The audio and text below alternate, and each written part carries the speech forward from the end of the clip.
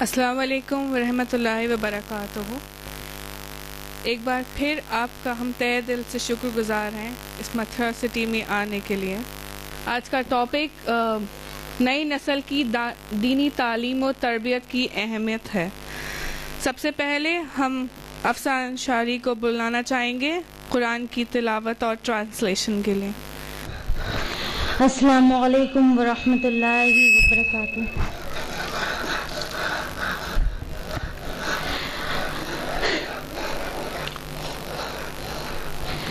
اعوذ باللہ من الشیطان الرجیم، بسم اللہ الرحمن الرحیم۔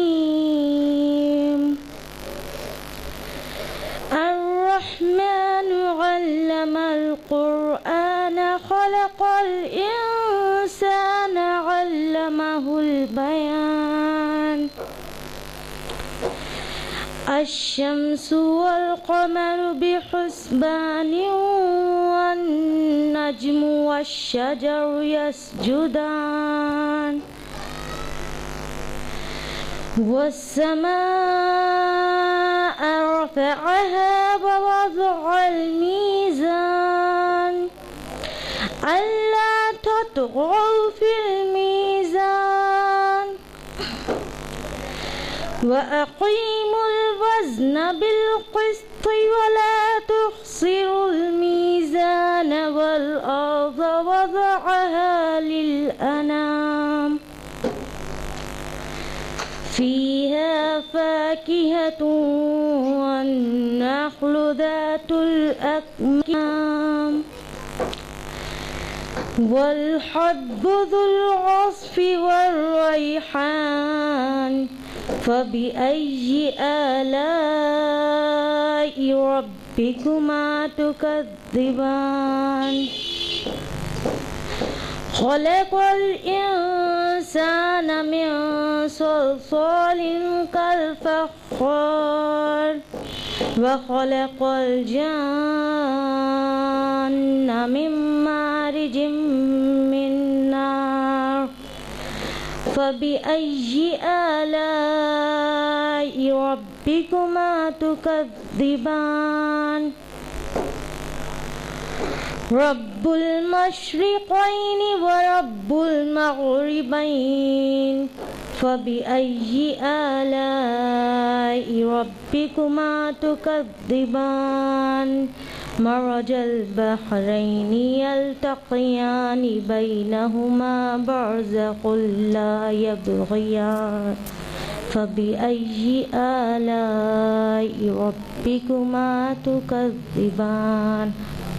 آمنت بالله صدق الله مولانا العظيم۔ ابھی جو قرأت آپ نے سماعت فرمائی وہ تھی سورہ رحمان آیا نمبر 1 سے 20 تک، جس کا اردو ترجمہ ہے۔ پناہ چاہتی ہوں میں اللہ تعالیٰ کی شیطان مردود سے، اللہ کے نام کے ساتھ جو بڑا مہربان نہایت رحم کرنے والا ہے۔ رحمان نے قرآن کی تعلیم دی، اس نے انسان کو پیدا کیا، پھر اس کو گویائی سکھائی۔ سورج اور چاند حساب کے ساتھ چلتے ہیں، اور بے تنے کے درخت اور تنے دار درخت اللہ کے مطیع ہیں۔ اور اسی نے آسمان کو اونچا کیا، اور اسی نے دنیا میں ترازو رکھ دی تاکہ تم تولنے میں کمی بیشی نہ کرو، اور انصاف کو حق رسائی کے ساتھ وزن کو ٹھیک رکھو اور تول گھٹاؤ مت۔ اور اسی نے خلقت کے واسطے زمین رکھ دیا کہ اس میں میوے ہیں اور کھجور کے درخت ہیں جن کے پھل پر غلاف ہوتا ہے، اور اس میں غلہ ہے جن میں بھوسا ہوتا ہے، اور اس میں غذا کی چیز ہے۔ سو اے جن و انس، تم اپنے رب کی کن کن نعمتوں کو جھٹلاؤ گے؟ اسی نے انسان کو، آدم کو ایسی مٹی سے جو ٹھیکرے کی طرح بجتی تھی پیدا کیا، اور جنات کو خالص آگ سے پیدا کیا۔ تو اے جن و انس، تم اپنے رب کی کن کن نعمتوں کے منکر ہو جاؤ گے؟ دونوں مشرق اور دونوں مغرب کا مالک اللہ ہے. سو اے جن و انس تم اپنے رب کی کن کن نعمتوں کا انکار کرو گے؟ اسی نے دریاؤں کی صورت ملائی، پھر ظاہر کو باہم ملے ہوئے ہیں، اور یہ حقیقتاً ان دونوں کے درمیان ایک حجاب قدرتی ہے، دونوں اس سے بڑھ نہیں سکتے. سو اے انس و جن تم اپنے رب کی کن کن نعمتوں کو جھٹلاؤ گے؟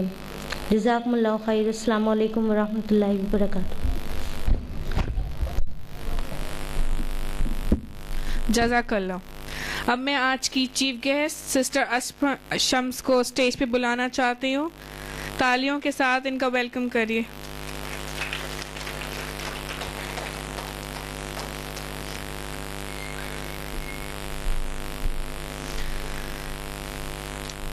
اب آپ کے سامنے ایک لیکچر پریزنٹ کریں گی حلیمہ افشا اسٹینڈرڈ 5 یونیورسل بردرہڈ پر، یعنی عالمی بھائی چارہ. اسٹیج پر ویلکم کریں. الحمدللہ والصلاة والسلام علی رسول اللہ وعلی آلہ واصحابہ اجمعین. اما بعد، اعوذ باللہ من الشیطان الرجیم. بسم اللہ الرحمن الرحیم. یا ایھا الناس انا خلقناکم من ذکر وانثی وجعلناکم شعوبا وقبائل لتعارفوا ان اکرمکم عند اللہ اتقاکم. رب اشرح لی صدری ویسر لی امری واحلل عقدۃ من لسانی یفقہوا قولی. السلام علیکم ورحمۃ اللہ وبرکاتہ. My name is Halima Afsha. I study in class 5th in Taqwa Islamic School. I am here to present before you a speech. The topic of my speech is Universal Brotherhood. There are various types of brotherhood. For example, brotherhood based on relationship, brotherhood based on regions, on race, on caste, on creeds, etc. But all these types of brotherhood are limited. Islam, alhamdulillah, believes in universal brotherhood. It does not believe that human beings have been created in castes or in different level. Surah Hujurat, Surah number 49, ayah number 13 describes the Islamic concept of universal brotherhood in the best way, as it says, Ya ayyuhan nasu inna khalaqnakum min dhakarin wa untha wa ja'alnakum shu'uban wa qaba'ila lita'arafu inna akramakum 'inda Allahi atqakum. O humankind, we have created you from a single pair of male and female and have divided you into nations and tribes so that you shall recognize each other. And the most honored in the sight of Allah subhanahu wa ta'ala is the person who has taqwa. That means all human race originates from a single pair of male and female. All the human beings in the world have a common grandparent. That means all are equal. In the glorious Quran, in Surah Isra, Surah number 17, ayah number 70 says, وَلَقَدْ كَرَّمْنَا بَنِي Adam. Allah subhanahu wa ta'ala, Almighty God, has honored the children of Adam. Allah does not say that He has honored only the Arabs or the Americans or a particular race, but all the children of Adam. The Quran has various laws of moral conduct so that universal brotherhood can prevail. The glorious Quran exhorts, no one should ever rob. It is a crime. It is a sin. Islam has a system of zakat. If every wealthy human beings in the world give zakat, poverty will be eradicated from this world. And our beloved Prophet Muhammad sallallahu alaihi wasallam says, he is not a Muslim who sleeps with his full stomach while his neighbors are hungry. And the glorious Quran says, do not be a spendthrift. It says in Surah Isra, Surah number 17, ayah number 26, وَلَا تُبَذِّرْ تَبْذِيرًا, means do not squander your wealth like that of a spendthrift. If you are a spendthrift, you are bound to disturb the universal brotherhood. It creates enmity. And we know that intoxicants and gambling are root causes for evil in the society. It prevents the universal brotherhood from prevailing. Therefore, the glorious Quran says in Surah Maida, Surah number 5, ayah number 90, intoxicants and gambling is a Satan's handiwork. Abstain from this, that you may prosper. The Quran regards backbiting as eating the flesh of one's dead brother. It is mentioned in the glorious Quran, Surah Hujurat, Surah number 49, ayah number 12. Do not backbite, do not speak ill of another behind their backs. Are you ready to eat the dead meat of your brother? Muslims are supposed to demonstrate the universal brotherhood 5 times a day in their salah. It is mentioned in Sahih Bukhari, volume number 1, in the book of Azan, chapter number 75, hadith number 692, that Hazrat Anas said that when he stood for salah, the shoulder of the companion touched with the shoulder of the companion. Our feet touched with the feet of a companion. Irrespective of whether rich or poor, whether king or pauper, when you stand for salah, stand shoulder to shoulder, so that the brotherhood increases. And the best example of international brotherhood is in the pilgrimage of Islam, that is during Hajj. Above 2.5 million people from the various parts of the world come to Makkah to perform Hajj. The men are dressed up in 2 pieces of unsewn cloth. You cannot identify whether the person standing next to you is a king or a pauper. It is the best example of international brotherhood. If all the human beings believe in one God, there can be universal brotherhood. That means the same God has created all the human beings, irrespective of whether black or white, whichever caste, color, creed you belong to, all of them are equal, because they are created by one and only sole creator, Allah. It is mentioned in the glorious Quran in Surah Al-Imran, Surah number 3, ayah number 64. قُلْ يَا أَهْلَ الْكِتَابِ تَعَالَوْا إِلَىٰ كَلِمَةٍ سَوَاءٍ بَيْنَنَا وَبَيْنَكُمْ أَلَّا نَعْبُدَ إِلَّا اللَّهَ. Say, O people of the book, that come to common term as between us and you. And which is the first term? That we worship none but Allah. Let us first analyze the concept of God in Hinduism. It is mentioned in Chandogya Upanishad, chapter number 6, section number 2, verse number 1. Ekam iva dvityam means there is only one God without a second one. It is mentioned in Shotashatra Upanishad, chapter number 6, verse number 4. Na kas janita, na kadipa means of him there is no Lord, neither parents. It is mentioned in Shotashatra Upanishad, chapter number 6, verse number 19. Na tas pratima asti means of him there is no likeness. If you read the Yajurved, it is mentioned in chapter number 32, verse number 3. Na tas pratima asti means of him there is no image. It is mentioned in Yajurved, chapter number 40, verse number 8. Almighty God is bodiless and pure. And the Braham Sutra, the fundamental creed of Hinduism, is Ekam Braham Dvitya Nahna Naste Kinchan, means there is only one God without a second one. Not at all, not at all, not in the least bit. Let's analyze the concept of God in Judaism. It is mentioned in the book of Deuteronomy in the Old Testament, chapter number 6, verse number 4. Jesus, peace be upon him, says, Shema Israelu, Adna Ilahainu, wa Adna Ikhad. Hear, O Israel, the Lord our God is one Lord. It is mentioned in book of Isaiah, chapter number 45, chapter number 43, verse number 11. Even I am the Lord, and besides me there is no God. It is mentioned in book of Isaiah, chapter number 45, verse number 5. I am the Lord, and there is none else. There is no God besides me. It is mentioned in the book of Deuteronomy, chapter number 5, verse number 7, says, Thou shalt have none other God besides me.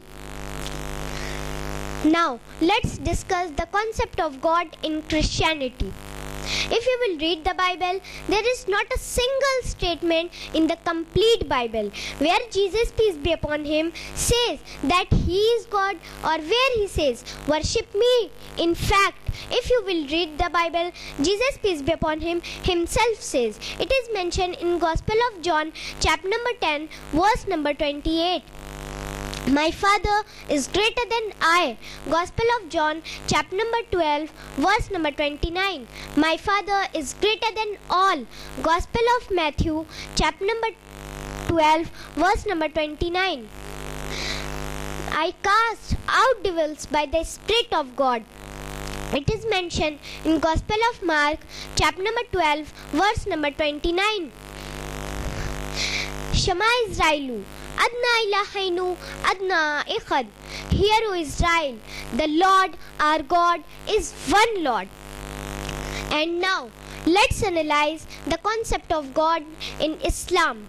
The best reply that any person can give you regarding the concept of God in Islam is to quote Surah Ikhlas, Surah number 112, ayah number 1 to 4, which says, قُلْ هُوَ اللَّهُ أَحَدٌ اللَّهُ الصَّمَدُ لَمْ يَلِدْ وَلَمْ يُولَدْ وَلَمْ يَكُنْ لَهُ كُفُوًا أَحَدٌ. Say, He is Allah, the one and only, Allah the absolute and eternal. He begets not, nor is He begotten, and there is nothing like Him. To spread the universal brotherhood, it is compulsory to believe and worship only one Almighty God. I would like to end my talk by giving the quotation from Surah Nisa, Surah number 4, ayah number 1, which says, Ya ayyuhannasu ittaqu rabbakum allazi khalaqakum min nafsin wahida. O humankind, fear your guardian Lord who has created you from a single person. Wa akhiru da'wana alhamdulillahi rabbil alamin. Wassalamu alaikum wa rahmatullahi wa barakatuh. Thank you Halima. इतनी तालियां काफ़ी थी इतने अच्छे lecture के लिए. एक बार और तालियां बजा.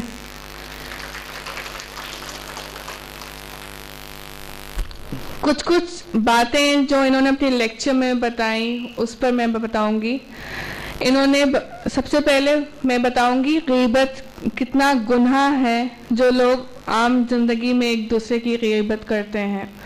शराब हराम बताई. इन्होंने जुए गैम्बलिंग को बिल्कुल हराम बताया.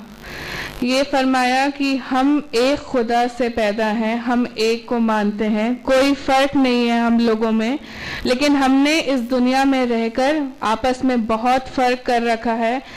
ना कास्ट पे फ़र्क करना चाहिए, ना लोगों की ज़ात किसी चीज़ को लेकर.